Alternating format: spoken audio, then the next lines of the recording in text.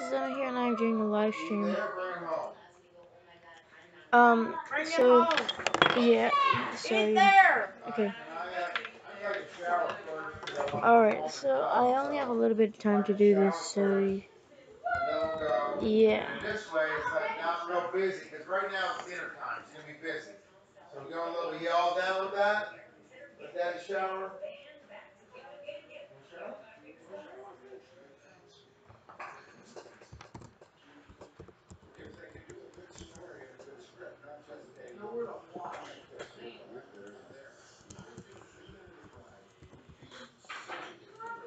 Alright. We'll see you in a while. Alright. So. What is going on with kids on electronics? Where are the report cards? When were you guys given okay on electronics? I'm a lesbian. In short, something happened, so. You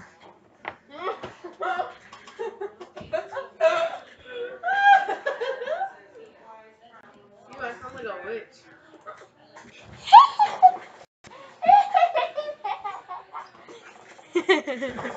Oh, Maddie, the parody.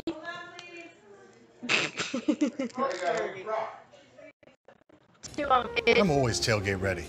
Ribs, hot dog, beer.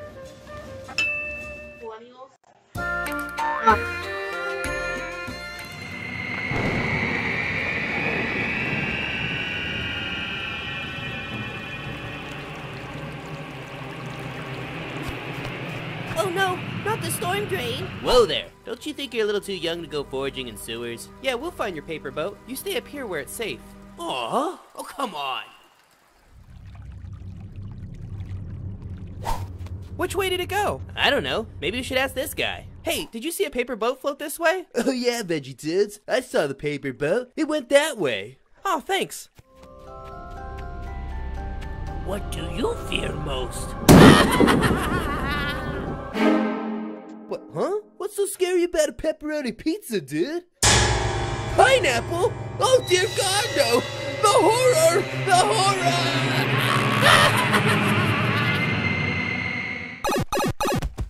Quick, this way. Oh my God, it can't be. It's a me, Mario. Hey Mario, did you see a paper boat float this way? Yeah, it went that the way. Thanks, Mario. What do you fear most? The time is almost out, but I thought I had all the time in the... Ugh, where is this thing? Ooh, maybe that guy knows. Oh, hey Krusty, did you see a paper boat floating around here? Everything floats down here. Wait, Krusty? I'm not Krusty. You know what? Doesn't even matter, past that. What is it that you fear most? Fear? I'm a millennial. You know how many things I've been exposed to? I'm literally desensitized to everything. What? No service? Oh dear God, no. What is this hell? Wait, so then what is it that you fear most, Pennywise? Well, funny you should ask that, Carrot. You see, when I wrote my classic novel, It, I asked myself the very same question. If I created a creature feeding off of fear, then what would he fear? Or, in a sense, what would fear fear? And in my deep research and off feelings of deep sexual repression, I stumbled upon the wise old answer, and that is... Oh dear God, no! That's Stephen King! Here, take the stupid paper boat! I'm out of here! It's even more hideous than I am! Well, I guess that's it. Oh well. Hey Potato, would it be wrong if I was attracted to that Molly Ringwald looking girl in the movie? Only if you were 18 years or older, Carrot. Only if you were 18 years or older. Thanks for watching, and if you want to see us ruin more of your favorite things, be sure to hit the subscribe button before you go. Yeah.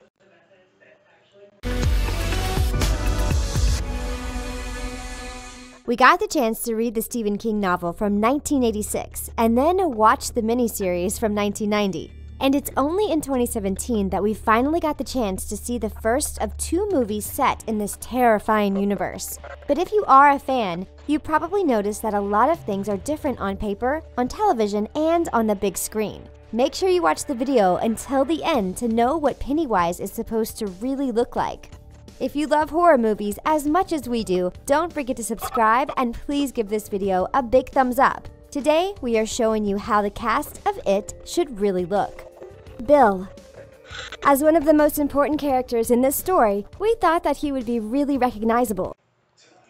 In the book, it was hard to imagine what stuttering Bill looked like, but we had some clues here and there in the story. We could read that Bill's face turned as red as his hair when he was coughing. He also had a goofball grin when he was riding his bike. Then, we could read about his blue eyes, and he was also described as the tallest and most authoritative figure in the group. But many things changed when Jaden Lieberher got the role. The actor looked nothing like the boy described in the book, but at least they had the same heart, and that's all that matters. Ben. This character might not be liked by all the other kids, but all the grown-ups loved him because he was polite, shy, and sensitive. But when it comes to his look, most of the descriptions revolved around his weight. This is one of the reasons why he was bullied. Ben used to wear an Ivy League t-shirt, but when kids started making fun of him, he decided to stick to loose clothes instead. His look also changed when Henry decided to carve his name into his stomach, a terrifying scene that we all remember from the movie. This time, the actor Jeremy Ray Taylor looks exactly like the Ben that we imagined. And we bet that this is exactly what casting directors thought when they first saw him. Richie. If you read this book, you know that Richie is a trash mouth who can't keep quiet, and that's what we loved about him. However, some of his jokes were really inappropriate, so we think that it was a good decision to forget about some of them. Instead, he became an annoying little boy. When it comes to his look, Richie's appearance was always described as slightly awkward, which didn't help with the fact that his mouth constantly got him in trouble.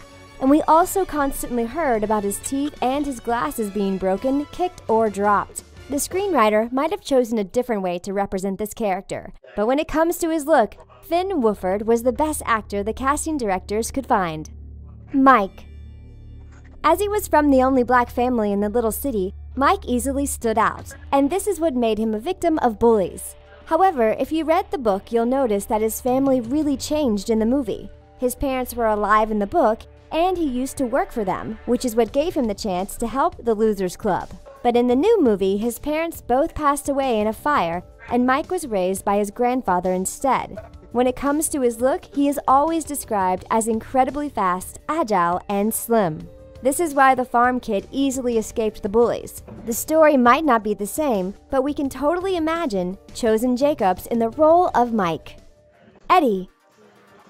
We couldn't find a lot of descriptions of this character in the book, so it was hard to cast the wrong person. But no matter what, we had some clues.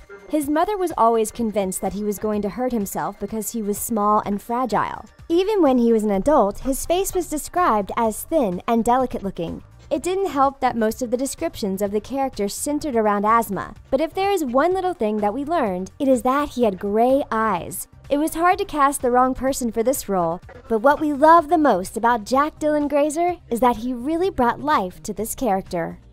Beverly.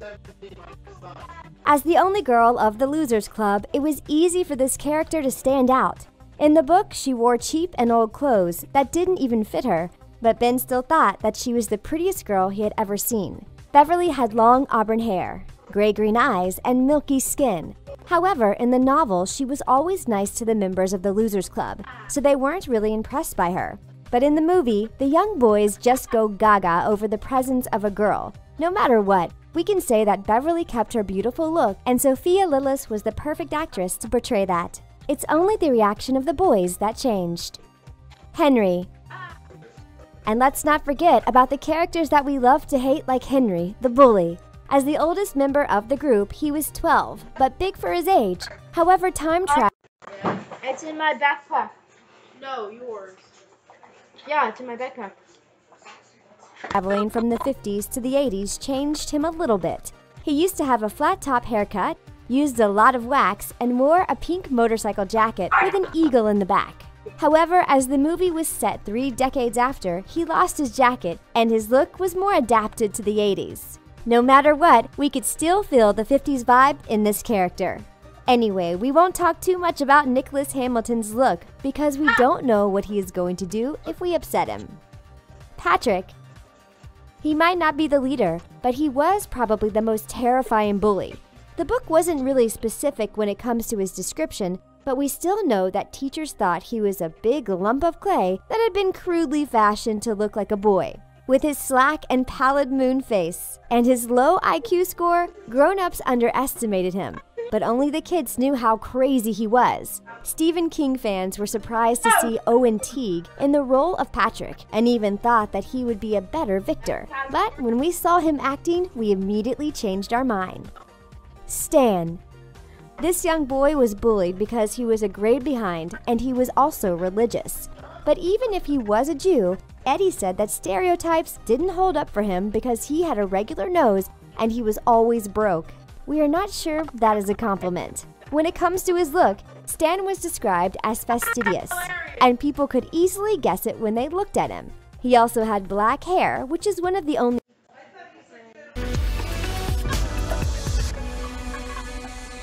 The remake of Stephen King's It was released in September 2017, and we couldn't wait to see it. And if you are a fan who already read the book, you probably noticed some things that the others will never see. If not, we're here to tell you what you missed. Make sure you watch this video until the end to see what the end of the movie revealed about what is coming next. Follow us. We have fun secrets hiding down here. If you love horror movies as much as we do, don't forget to subscribe and please give this video a big thumbs up. Today we are showing you small details in It that only true fans noticed. The original clown. Stephen King's It was a success since 1990, and the movie was also followed by a TV miniseries. As soon as we watched the trailer, we knew that some things were going to be really similar. A boy gave a boat to his little brother, and he put on his raincoat to play outside under the rain. Unfortunately, the boat was swept into a storm drain, and this is when the little boy saw the clown Pennywise and disappeared. However, you will notice that the clown was a little different this time, even if he was in the dark. That's because the new director, Andy Muschietti, reimagined him differently, and he is even more terrifying. We didn't forget the original clown, and Andy remembers him too. This is why you can see Tim Curry's Pennywise in one of the most memorable scenes in the film. When Richie is trapped in a room full of clowns in the house, one of the dolls is clearly modeled after the original Pennywise, and he is right there at the left of the screen. Don't worry if you didn't see it the first time, you can still be a fan of the movie. We had to watch it a second time to really pay attention to the dolls during this terrifying moment. The 80s shirts. You really need to be a fan of Stephen King to see all the references in the movie, and this time you'll have to look at the shirts of different characters. The most obvious reference to a movie was even seen in the trailer. Can you guess what the car with razor-sharp teeth on Eddie's shirt is? It is Christine herself from another Stephen King movie. You can also see Bill wearing a Tracker Brothers t-shirt. If you read the novel, you know that it is a local shipping company based in the fictional town of Derry.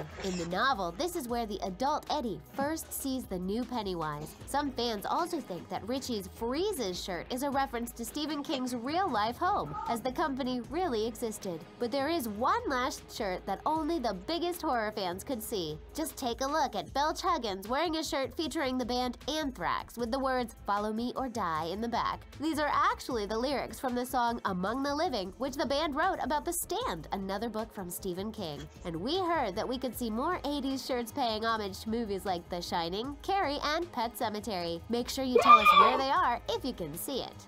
The fears. In the movie, we understand that all the members of the Losers Club have phobias the Pennywise preys upon. If you read the novel, you know that this is why it likes to terrorize children by taking the form of old Universal movie monsters. It includes the Wolfman, Frankenstein monster, the creature from the Black Lagoon, and the Mummy. However, as the movie was set in the 80s instead of the 50s, some of these fears had to be adapted to this decade. Director Andy Muschietti said that many of these monsters wouldn't appear in the movie and will be replaced by new forms. That's because he wanted to make the terrors surprising, even for those who have read the book. But it seems like he changed his mind because we can see these monsters for a moment in the movie. For example, you can see that the creature does briefly attack Ben in the form of the Mummy during the Losers' final battle, as a reference to the novel. But that's not all. If you have ever been wondering what Richie's personal fear was, you might be surprised to learn that it was actually revealed not only in the movie, but also in the trailer. Don't you think that Pennywise's hand is a little hairy? That's because Richie is afraid of werewolves and it takes his form.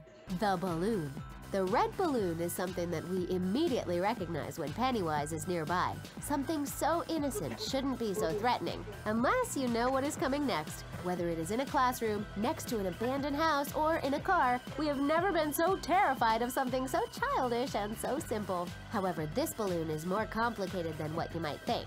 When Patrick was lured by Pennywise and saw the red balloon, you could read the phrase, "I heart dairy." If you didn't understand it, you are not the only one. And no, the scary clown didn't mean that he liked to live in this town. It is actually a reference to the novel. In the second chapter of the book, a gay man named Adrian Mellon passed away when he was the victim of a homophobic hate crime at the Dairy Carnival. There was I Heart Dairy merchandise everywhere, and he was wearing an I Heart Dairy hat when he took his last breath. You won't be happy to hear that it was even inspired by a real crime. But anyway, Patrick himself is a closeted homosexual in the novel, and this could be a way to show that these similar characters won't be alive for a long time. So beware, next time you see a red balloon coming out of nowhere, Pennywise might be watching you. The Last Losers. After being terrified for 2 hours, we couldn't believe that it was already the end of the movie. This time, the losers were standing in a circle holding hands, and they swore that they would come back to Derry as adults if Pennywise came back. And if you closely paid attention to who left the circle first, you might already know what is going to happen in the sequel. The first one to leave is Stan, and if you read the book, you know that he is the first one who ends his life. Then there's Eddie, who will pass away in the final battle with the creature. At least Bill and Beverly will be happy to hear about that because they were the last two to leave the circle. But we will have to watch the sequel to know if this theory was right. If you read the novel, you know that the first line of the story hints that Pennywise might still be alive. But Pennywise swore that he would never write about him again because the character is too scary even for him. So that means that all we could have left is another movie. Are you a fan who noticed another small detail in the movie? Don't be shy to tell us what it is in the comments section down below. We love to hear what you think.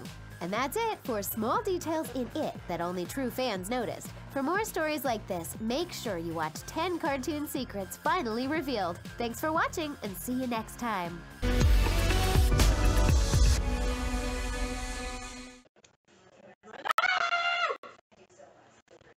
Excuse me, I coughed. How many people are on 1, 2? 5!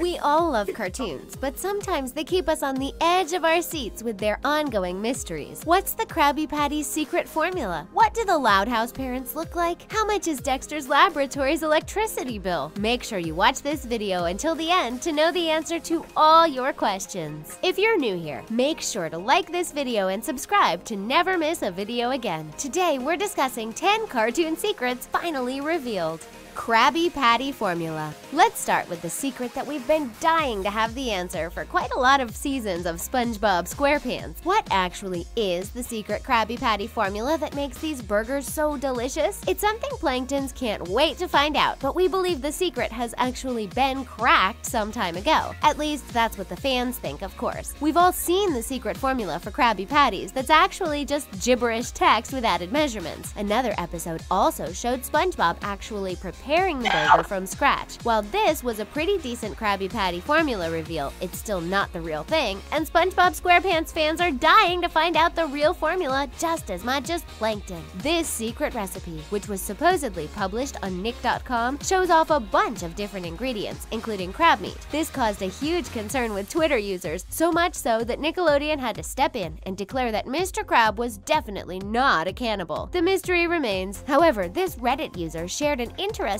theory that Krabby Patty's secret formula is actually nothing. The user claims that having a secret formula is just a ruse to keep Plankton occupied and stop him from opening his own business. While the show might never fully reveal the secret formula, fans have so many theories, we bet at least one of them is true. Tom and Jerry's Mammy Two Shoes. If you're a 90s kid, you've probably grown up watching Sunday morning cartoons, and one of them included Tom and Jerry. The adventures of the popular cat and mouse have been a part of a lot of people's childhoods, episodes. But there's one mystery we never even remember being revealed. Do you remember Mammy Two Shoes? She's a heavy-set African-American woman that frequently appears in the episodes to boss the two characters around. We usually only see her from the waist down, but you know it's Mammy Two Shoes from her sleeveless dress, white apron, yellow socks, and red slippers. Her character was inspired by Hattie McDaniel, who played Mammy in Gone with the Wind. We've always wondered what Mammy Two Shoes actually looked like, and we finally managed to find a face reveal. Here's what Mammy looks like. In the 48th Tom and Jerry episode, we finally see Mammy's actual face. But you have to be fast if you want to catch it. When Mammy leaves for her Saturday night bridge club, Tom decides to throw a cat party. Jerry, of course, calls Mammy and tells her what happened. She rushes back home, and as you can see her running, you can catch a glimpse of what her face looks like. It's the only episode that ever features Mammy's face, but if you don't pause it at the right time, you're going to miss it.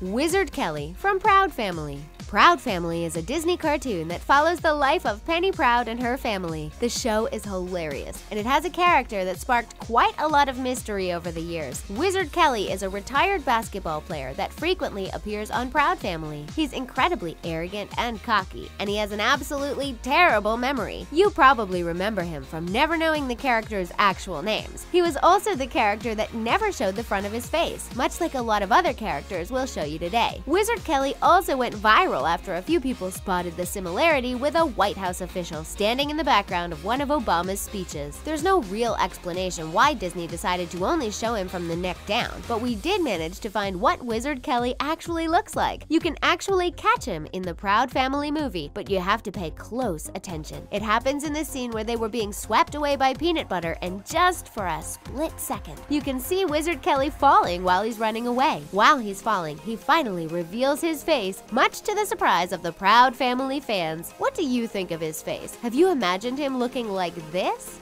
Comic book guy's name. Here's one show that is so iconic everyone knows its theme song. But do you know it had a character whose secret wasn't really revealed until 17 seasons later? The Simpsons superfans probably know this, but if you don't know everything about the show, this might come as a huge surprise. Remember the comic book guy that frequently appears on the show? He's the sarcastic owner of the comic book store in Springfield, and he's mostly known for his almost dramatic passion for comic books. The fans of the show had to accept that his name was just the comic book guy for quite a lot of years before the reveal finally came around in season 17. The name reveal happens in the episode called Homer and Ned's Hail Mary Pass, where the comic book guy finally admits to Ned that his name is actually Jeff Albertson. The episode aired during the Super Bowl show, and the reveal sent shockwaves throughout the show's fan base. Fans were so invested in finding out the real name of the guy, they actually got upset his name is something as generic as Jeff Albertson. It turns out that the creators of the show did this on purpose, just to make the viewers angry. Does the comic book guy look like Jeff to you? Some superfans are in such denial, they still refer to him by his nickname rather than his actual name. Powerpuff Girls, Ms. Sarah Bellum. Cartoon Network loves to hide faces from random adult characters of their shows, and Ms. Sarah Bellum from the Powerpuff Girls was one of them. The show first aired in 1998, and this headless character with stylish outfits appeared in many episodes. You could usually find her alongside the mayor, as she was his deputy and so-called the brains of the operation.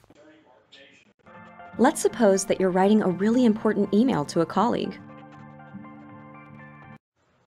The mayor, as she was his deputy and so-called the brains of the operation. Quite ironic considering that we never got to see her actual head, isn't it? Her red, long, curly hair often covers a lot of her face, but she's known for her red outfit and fashionable high-heel shoes. Sarah's role is to be the voice of reason for the mayor, as well as the girls, but she's also pretty skilled at hand-to-hand combat. Her character was pretty important, and we're honestly surprised her face was only shown in a single scene. It was revealed on the 10th anniversary TV special called The Powerpuff Girls Rule. Yes, the Powerpuff Girls fans had to wait 10 years to finally see Miss Sarah Bellum's face. Luckily, you won't have to wait that long. Here it is. It was only shown for a split second, and it could be easily ignored, but we managed to catch a glimpse of it. Is this what you imagined the sweet Sarah Bellum to look like? No wonder she gets called Sweet Cheeks. Cow and Chicken's parents. No one knows why cartoons love to hide the faces of adult characters, but Cow and Chicken is another show where we never really see what the parents look like. Out of all cartoons out there, this is the one where people should actually see who the parents are of these questionably biological siblings. It's hard to believe Cow and Chicken are even siblings in the first place, and the cherry on top to this strange show is, of course, the red guy, who is on a completely different level of bizarre. Well, if you're really wondering what Cow and Chicken's parents actually look like, you'd better hold on to your seats because we're about to show you. And no, they don't have human bodies and animal heads. They're actually human altogether. In an episode called Cow and Chicken Reclining, you can see Chicken throwing things out of the closet. One of the things he pulls out is Cow's science project, which is the upper bodies of his parents. While it hasn't been confirmed that these are actually Cow and Chicken's parents, you can easily see that their clothing matches the clothes of the actual characters. Out of all face reveals, this has to be our absolute favorite.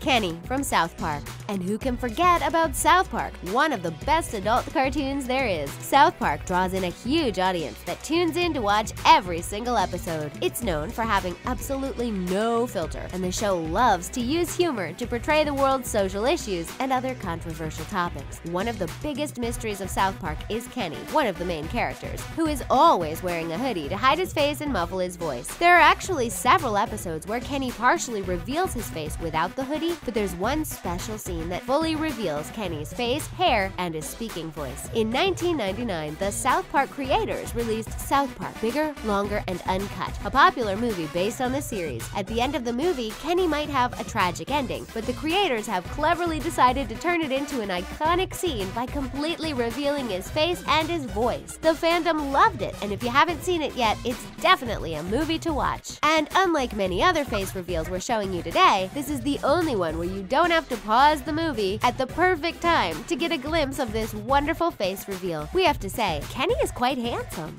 Dexter's Laboratory Electric Bill. Here's an interesting reveal for you. Have you ever seen the popular Cartoon Network show called Dexter's Laboratory? In a summary, a boy called Dexter runs a science lab in the basement of his parents' house. He gets frequently annoyed with his sister Dee Dee, who just loves to test out everything there is in his laboratory, and that often leads to no good. Once you start getting into the cartoon, you'll notice that Dexter does spend a lot of time in his laboratory, and many fans have been asking the same question. What is Dexter's electricity bill, and how come his parents don't know he's running a full laboratory underneath the house? Well, we finally managed to find the answers for this one, and it's not just called cartoon logic. Although we have to admit that cartoon logic is definitely flawed in Dexter's laboratory. Dexter has frequently been shown as being strapped for cash and having to sell lots of stuff to NASA and other companies. Many fans suspect he's simply also stealing power from someone else. In an episode called Repairanoid, an electrician comes to repair a fuse, and Dexter uses him to fix his lab electricity.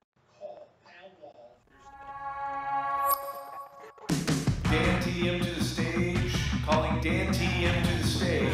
Dan TDM is going on tour. This is my massive live audience.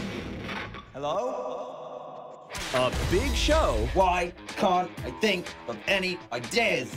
Takes a little teamwork. Any ideas? It's a team effort. It's their show too. How about you let Darcy and me cut loose with our real talent? Modeling.